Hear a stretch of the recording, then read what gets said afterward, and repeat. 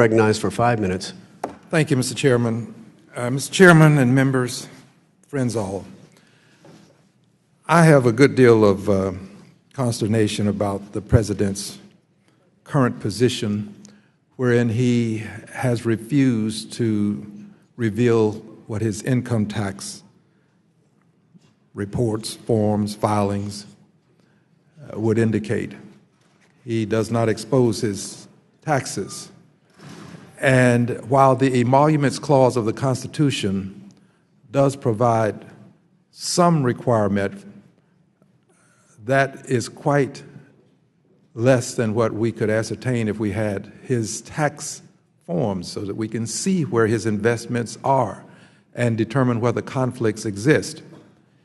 He has proposed a tax plan that, according to many, just read an article in The Guardian, wherein the tax rate for corporations would be reduced from 35% to 15%.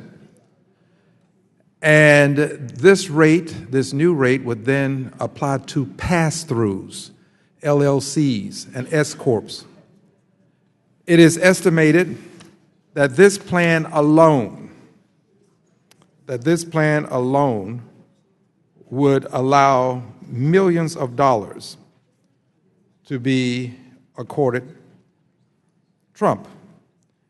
It's alleged that he has about 500 such businesses and could net about $65 million a year if this plan comes to fruition.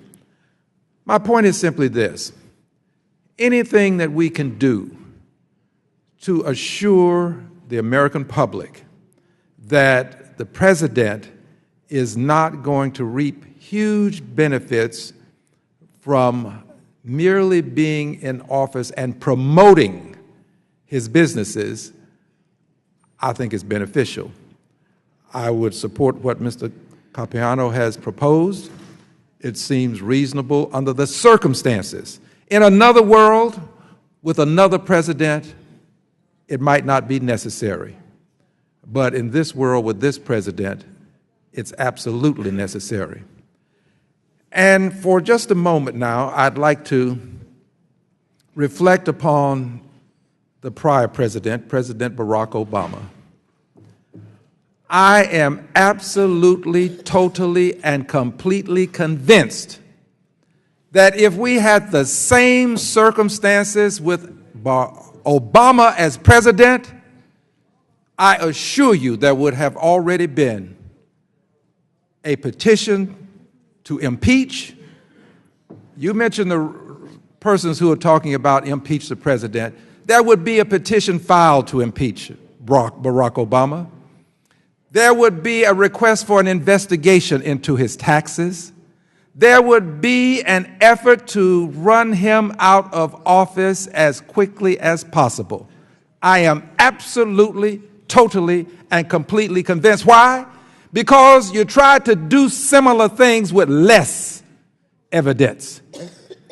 You tried to imply that somehow he wasn't a legitimate president, that he wasn't born in the United States of America because he was born in Hawaii, which still happens to be a state in the United States of America, last time we checked. And the chief architect of much of this insidious language, the chief insidious prevaricator, appears to have been the commander-in-chief. Isn't it amazing how things tend to come around and go around? So now he's there, and we ought to demand that he be transparent. And I assure you that my colleagues on the other side would demand much more had President Obama found himself in the same position that the new commander-in-chief finds himself in. I have 14 seconds left, and with my last 14 seconds, I hope that at some point on the infinite continuum that we call time, when we all have to account for our time, I'll be able to ask the question, what would they have done had Barack Obama? Time of the gentleman has expired. All members are reminded to I yield refrain back. from the use of person